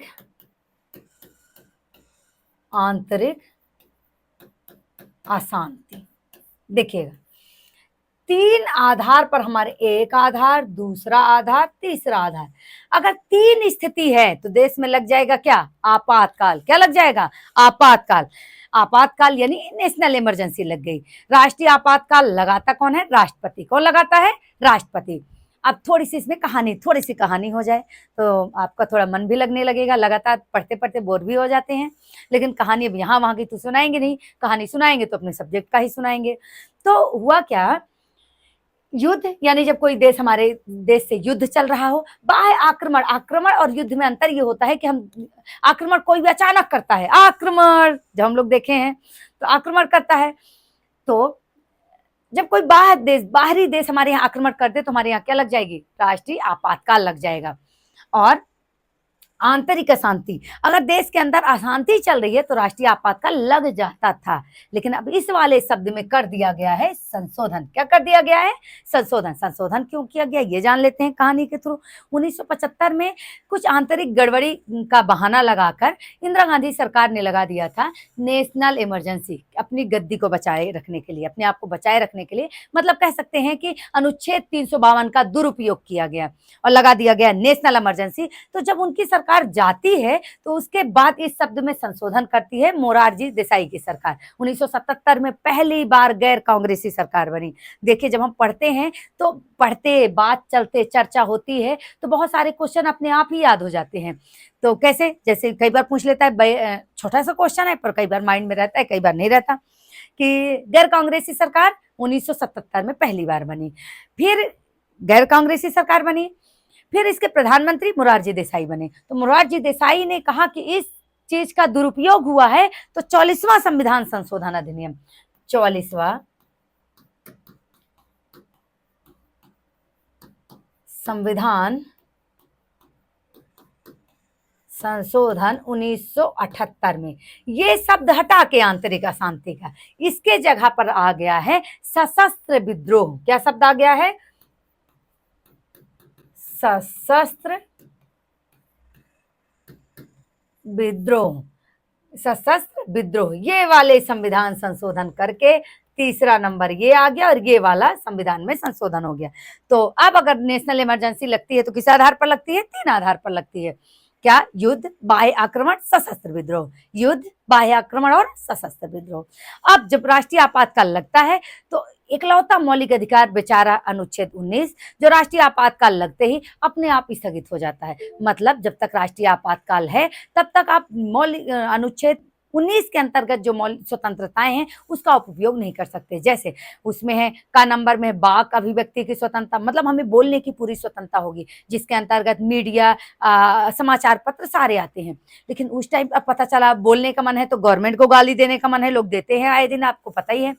तो इसमें कहा गया कि जब इमरजेंसी चल रही है तो आपको बोलने की आजादी नहीं होगी या कुछ भी छापने की आजादी नहीं होगी। अभी तक गवर्नमेंट कुछ भी छापती है, सरकार के खिलाफ छापती है, अभी छाप सकते हो, लेकिन इमरजेंसी चल रही है तो पूरा देश एक हो जाता है, उस टाइम पर आप कुछ भी नहीं छाप सकते, आपको परमिशन लेनी पड़ेगी।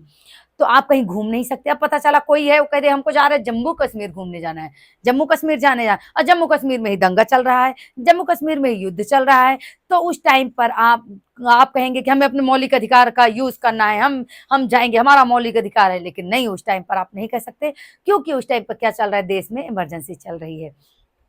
तो अनुच्छेद 19 जो अपने आप स्थगित हो जाता है। पूछा जाता है कौन सा मौलिक अधिकार है जो अपने आप स्थगित हो जाता है, तो अनुच्छेद 19 अपने आप स्थगित हो जाता है। और कौन सा मौलिक अधिकार है जो कभी स्थगित नहीं होता, तो अनुच्छेद 20 और 21 जो कभी स्थगित नहीं होता। 20 और 21 जो 21 जीवन जीने की स्वतंत्रता है और 20 दोहरे दंड की संरक्षण है। मतलब हमें जीवन जीने की स्वतंत्रता, दोहरे दंड से संरक्षण, कि हमें कोई 4 बार उसी टाइम पर दंड ना देने लग जाए। तो ये 2 हैं जो कभी स्थगित नहीं होते। और राष्ट्रपति चाहे तो जो भी मौलिक अधिकार को चाहे उसे स्थगित कर सकता है। तो मौलिक अधिकार को स्थगित करने का अधिकार किसको है? राष्ट्रपति को है। और मौलिक पूछेगा कि अनुच्छेद 52 किससे संबंधित है? राष्ट्रीय आपातकाल से संबंधित है। अब अनुच्छेद 356 राष्ट्रपति शासन।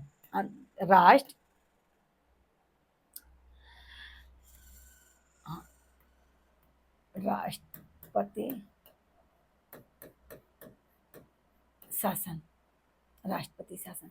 लेकिन राष्ट्रपति शासन राज्यों में अगर सरकार नहीं चल रही है, कोई दिक्कत आ गई, संवैधानिक, इसे राष्ट्रपति शासन शब्द का यूज नहीं किया गया है, वहां पर राष्ट्रपति शासन लगा दिया जाता है, इसलिए उसे राष्ट्रपति शासन कहा जाता है। लेकिन अगर हम लोग पढ़ने में, अपने याद करने में आएंगे, अपने को टिक करना है तो पता होना चाहिए, अपने को आंसर देना है, अपने कंपटीशन में बैठना है, तो कंपटीशन में हमको एक चीज सटीक चाहिए, तो हमें जानना पड़ेगा कि 356 में राष्ट्रपति शासन शब्द का इस्तेमाल ना करके संवैधानिक तंत्र की विफलता शब्द का इस्तेमाल किया गया है।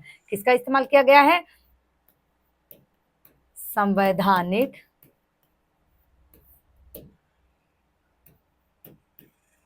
तंत्र। इसको इरेज कर देते हैं हम। आप रोक के जो मैं पढ़ाई उसे सुन सुनकर लिखिएगा। चलिए, संवैधानिक तंत्र की विफलता, संवैधानिक तंत्र की विफलता किस अनुच्छेद में है? 356 में। अब आ गया 360। 360 अच्छा, संवैधानिक संशोधन जो जिसका सही आंसर 368 है ये, और ये दक्षिण अफ्रीका के संविधान से लिया गया है। संविधान संशोधन प्रक्रिया किससे ली गई है? दक्षिण अफ्रीका से। दक्षिण अफ्रीका, दक्षिण अफ्रीका के संविधान से लिया गया है। अब ध्यान दीजिए 360 वित्तीय आपातकाल, ऊपर का भी रेस कर देते हैं। हाँ देखिए, वित्तीय आपातकाल, वित्तीय आपातकाल, वित्तीय आपातकाल किस में है? 360 में है, अनुच्छेद 360 में। फिर से रिवाइज करते हैं एक बार। राष्ट्रीय आपातकाल 352, राष्ट्रीय आपातकाल 352, संवैधानिक तंत्र की विफलता 356, वित्तीय आपातकाल 360, वित्तीय आपातकाल 360 और संवैधानिक संशोधन 368, संवैधानिक संशोधन 368 दक्षिण अफ्रीका से लिया गया है। कहां से लिया गया है? अपने यह संविधान संशोधन की जो प्रक्रिया है वो कहां से ली गई है? दक्षिण अफ्रीका के संविधान से ली गई है। चलिए आगे बढ़ते हैं नेक्स्ट क्वेश्चन की तरफ।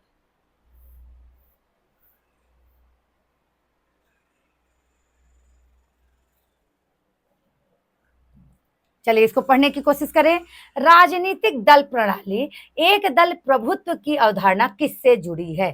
किस विचारक से जुड़ी है? इसे फिर से ध्यान दीजिए, एक बार क्वेश्चन को बार बार अच्छे से पढ़िए, एक बार पढ़िए, दो बार पढ़िए, शायद आपको याद आ जाए।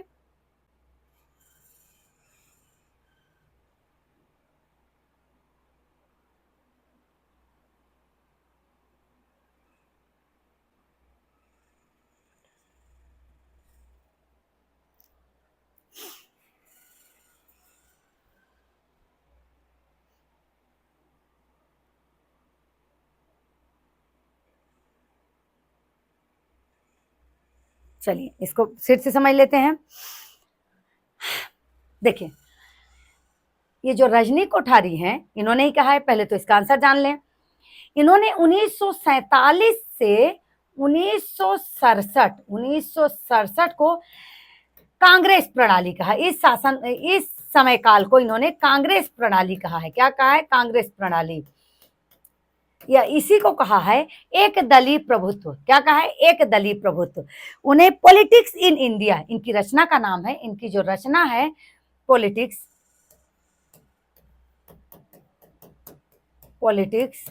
In India. अच्छा पूछेगा पॉलिटिक्स, अच्छा ये इनका सन भी लिख देते हैं 1970।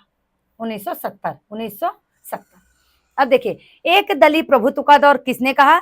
रजनी कोठारी ने कहा, क्योंकि उस टाइम पर किसकी सरकार चल रही थी? कांग्रेस की, तो उन्होंने इसे कांग्रेस प्रणाली भी कहा। और उन्होंने उसी टाइम पर एक पुस्तक लिखी थी पॉलिटिक्स इन इंडिया। क्या लिखा था? Politics in India. इसको आपको याद रखना है।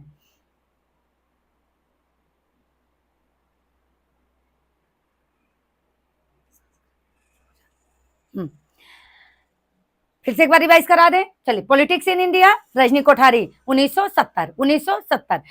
किस समय को उन्होंने एक दलीय प्रभुत्व का दौर कहा है? तो 1947 से 1967 तक को कहा है। कभी मिलान में किसी तरह भी आपसे पूछेगा तो आपसे बन जाएगा। और इसे क्या कहा उन्होंने? कांग्रेस प्रणाली कहा है। अब एक आ जाते हैं श्रीनिवासन, इसके बारे में थोड़ा सा जान लेते हैं। इन्होंने एक शब्द जुड़ा, संस्कृतिकरण।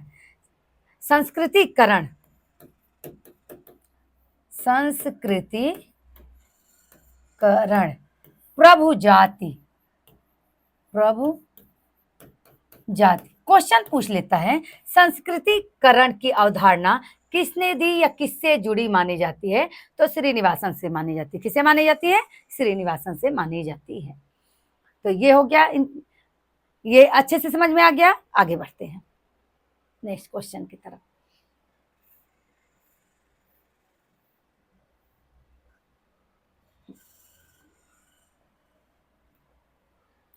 भारत के मुख्य निर्वाचन आयुक्त की नियुक्ति कौन करता है? भारत के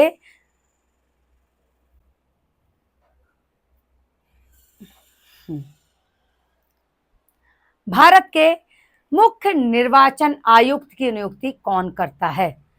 तो भारत के मुख्य निर्वाचन आयुक्त की नियुक्ति कौन करता है? राष्ट्रपति करता है। कौन करता है? राष्ट्रपति करता है। और ये करता है 324 अनुच्छेद 324(2) में। अनुच्छेद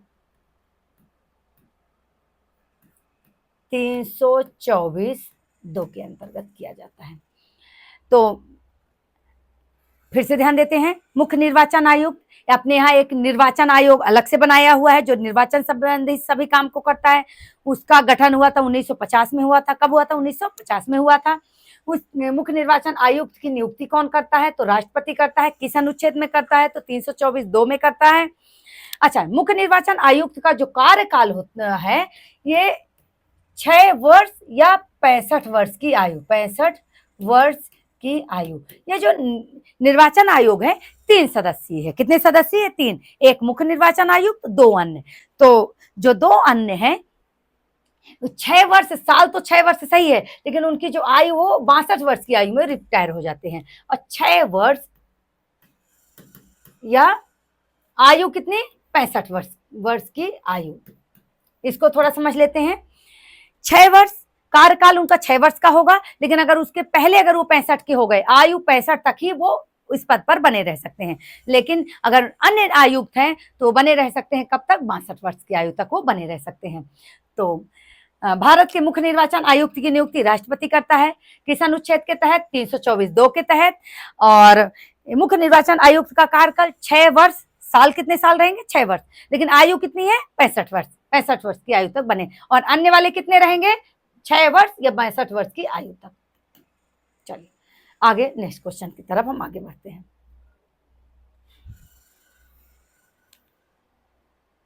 चलिए, जॉन लॉक उदारवाद के जनक, क्या कहा था? वही क्वेश्चन बार बार आएंगे और उसी क्वेश्चन को हम लोग बार बार रिवाइज करेंगे। तो बहुत सारे क्वेश्चन जो बन रहे हैं, जो नहीं बन रहे हैं, अपने आप दिमाग में सेट होते चले जाएंगे। तो आगे आ जाते हैं हम लोग। चलिए आगे क्वेश्चन की तरफ। जॉन लॉक उदारवाद के जनक। मनुष्य की प्राकृतिक अधिकारों को के अनुसार मनुष्य के प्राकृतिक अधिकार कौन कौन से हैं? तो मनुष्य के प्राकृतिक अधिकार जो है इनके अनुसार, तो इनके अनुसार है ये जीवन, स्वतंत्रता, संपत्ति। जीवन, स्वतंत्रता और संपत्ति, ये 3 अधिकार की बात उन्होंने किया था। जीवन, स्वतंत्रता और संपत्ति। तो कई बार ये 2 देता है, एक अलग डाल देता है। तो आपको जीवन, स्वतंत्रता, संपत्ति याद रखना है।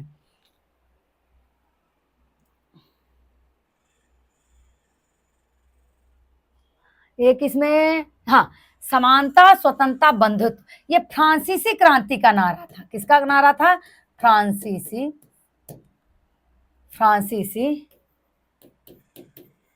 क्रांति का नारा 1789। फ्रांसीसी क्रांति कब हुई? 1789। जब हम एक क्वेश्चन पढ़ते हैं तो कम से कम उसके साथ 5 से 7 क्वेश्चन अपना याद होता है। घुमा फिरा के कैसे भी क्वेश्चन आएगा। फ्रांसीसी क्रांति 1789, नारा क्या था? समानता, स्वतंत्रता, बंधुत्व। समानता, स्वतंत्रता और बंधुत्व। लेकिन अगर लॉक की बात की जाए तो लॉक ने कितने स्वतंत्रता की, कितने प्राकृतिक अधिकारों की बात की है? जीवन, स्वतंत्रता, संपत्ति। जीवन, स्वतंत्रता और संपत्ति। ठीक है, याद हो गया। चलिए आगे बढ़ते हैं, आगे नेक्स्ट क्वेश्चन की तरफ।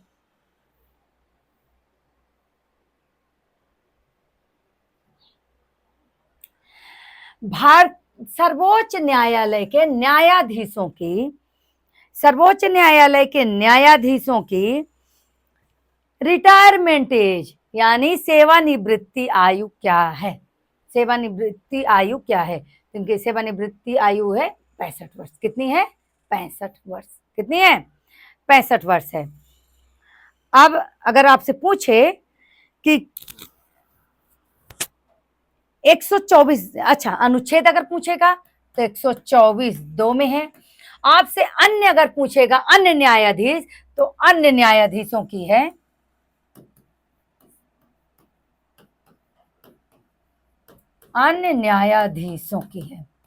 अच्छा, सर्वोच्च न्यायालय में जजों की संख्या कितनी है अभी वर्तमान में? तो जो हम याद करने का तरीका है, हम याद करते हैं 33 + 1 34।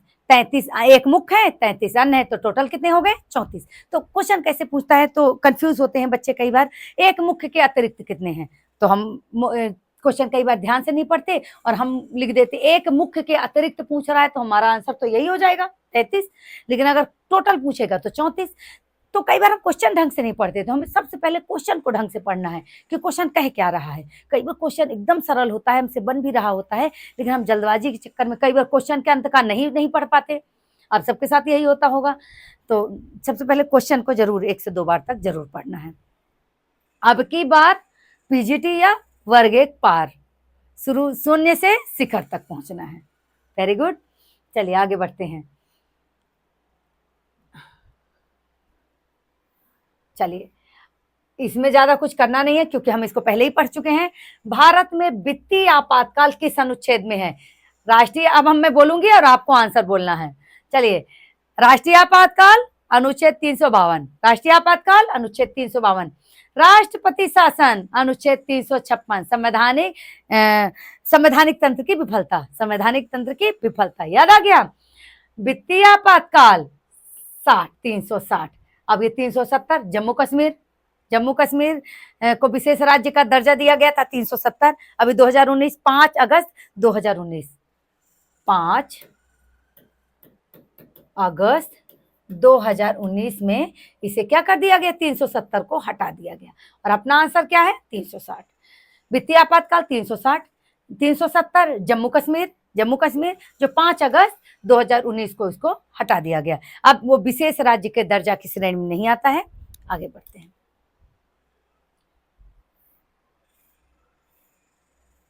बहुत बढ़िया क्वेश्चन, ऐसे ही मजेदार क्वेश्चन हम आपके सामने लाएंगे और आपको सब कुछ पका पकाया है। डेली आपको बस पढ़ना है, ध्यान से पढ़ना है, हार नहीं माननी है। शुरू में ये नहीं लगना है कि हमें ये नहीं आता या हमें बहुत ये ओवर कॉन्फिडेंट भी नहीं होना कि हमें सब आता है। कई बार छोटे छोटे क्वेश्चन को हम ध्यान नहीं दे पाते और हम उसे गलत करके आ जाते हैं। तो ध्यान रखिए, ना हमें ओवर कॉन्फिडेंट होना है, ना हमें डाउन होना है, ना हमें अप होना है, ना हमें डाउन होना है। हमें संतुलन बना के चलना है। आगे बढ़ते हैं नेक्स्ट क्वेश्चन को। शक्ति पृथक्करण का सिद्धांत किसने दिया? तो शक्ति पृथक्करण का पहले आंसर कर लेते हैं, मॉन्टेस्क्यू। क्या है? मॉन्टेस्क्यू। इनकी पुस्तक the spirit of laws, the spirit of laws, the spirit of laws, the spirit of laws, the spirit of laws 1948 में हुई। मॉन्टेस्क्यू फ्रांसीसी विचारक थे। कहाँ के थे? फ्रांसीसी विचारक थे। मॉन्टेस्क्यू फ्रांसीसी विचारक थे।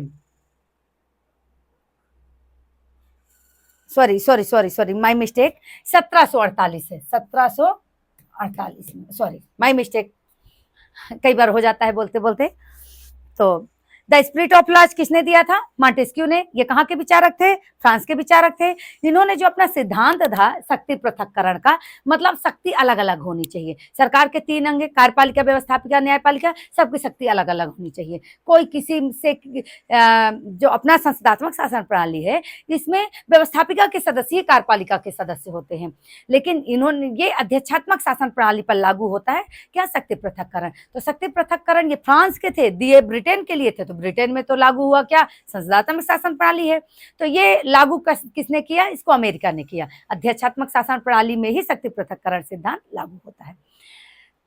अध्यक्षात्मक क्या है? अगर ये चीजें आपसे नहीं बन रही है, कुछ भी जो भी आपको डाउट है, तो आप हमें कमेंट में बताना, तो हम उसे डिटेल में अलग से उसका वीडियो बना के 5 मिनट 10 मिनट जितने भी बन सकेगा उतने में हम बना के आपके लिए अपलोड कर देंगे। जिस टॉपिक पर आपको डाउट होगा, अगर आपको अध्यक्षात्मक समझ में नहीं आता, आपको संसदात्मक नहीं आता, आपको संघात्मक नहीं आता, आपको राज्य नहीं आता, आपको सरकार नहीं आता, जो भी नहीं आएगा वो आप हमें बताइएगा। अब बिल्कुल मत शर्माइएगा कि हम वर्ग 1 की तैयारी करें, हम तो बीचीटी की तैयारी कर रहे हैं, हमको इतना भी नहीं आता। आपको बिल्कुल, आप हमसे जुड़े हैं तो आपको जो भी डाउट हो आप हमें बताइए, हम उसके अलग से वीडियो बना के आपके लिए उसे अपलोड कर देंगे। ठीक है, आगे बढ़ते हैं।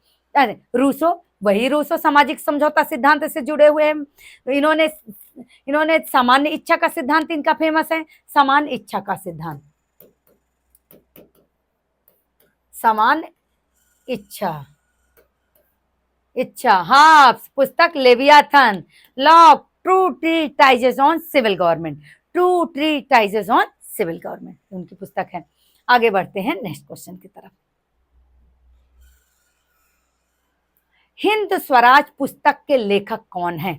हिंद स्वराज पुस्तक के लेखक कौन है? ध्यान दीजिए, तो सबसे बन रहा होगा भाई। चलिए, हिंद स्वराज पुस्तक के लेखक कौन है? तो हिंद स्वराज पुस्तक के लेखक हैं महात्मा गांधी। कौन है? महात्मा गांधी। महात्मा गांधी। ये 1919 में लिखी गई थी। कब लिखी गई थी ये पुस्तक? 1919 में लिखी गई थी। लंदन से दक्षिण अफ्रीका लौटते समय जहाजी यात्रा के दौरान गुजराती भाषा में लिखा था। किसमें लिखा था? गुजराती भाषा में। गुजराती भाषा में। अभी बहुत से क्वेश्चन हैं, लेकिन अब थोड़े से टाइम के अभाव के कारण इसे हम यहीं पर रोकेंगे। आगे हम इसको नेक्स्ट क्वेश्चन से इसे हम कल कंटिन्यू करेंगे। तो आप तैयारी इसे लिख के रखिएगा। जब कल पढ़ने आइएगा तो 2 बार इसको थोड़ा सा आप रिवाइज करिएगा, उसके बाद पढ़िएगा। तो ना आपको डाउन होता है, ना आपको अप होना है, आपको संतुलन बना के चलना है। आई होप आपको समझ में आ गया होगा। आगे हम लोग इसे कंटिन्यू करेंगे और शून्य से शिखर तक, यानी अब की बार वर्ग 1 पर। Thank you. Good night.